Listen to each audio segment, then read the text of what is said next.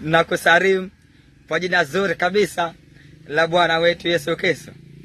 Kile kitabu cha Yohana ile sura ya 5 na ule mstari wa 24. Maandiko matakatifu yanasema, amin amini nawaambia, mtu alisikia neno langu na kumwamini yeye aliyenipeleka yuna uzima wa milele, wala haingii hukumuni, bali ametoka kuzimu ameingia uzimani. Mtu yeyote ambaye anataka kwenda kwenye moto wa milele, huyo ametaka mwenyewe, huyo amependa mwenyewe kwenda, kwa sababu iko njia ambayo kama ukimwamini huyo mwenye njia ambaye ni Yesu Kristo, yeye anakupa uzima wa milele.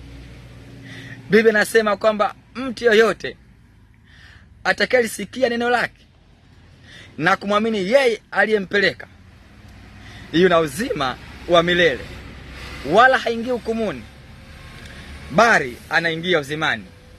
Ndugu yangu, ukimwamini Yesu Kristo, wewe unapata uzima wa milele, unapata kwenda mbinguni, unatoka katika ile njia ya kuzimu, unakwenda katika njia ya uzima wa milele, ambapo huko hakuna masumbuko tena, ambapo huko hakuna shida yote tena, huko hakuna mauti tena, bali huko kuna uzima wa milele.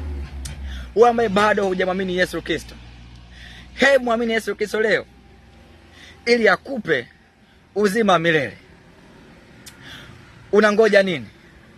Unasubiri nini? Wakati ni sasa. Muamini Yesu leo ili akupatie uzima wa milele. Mungu akubariki sana.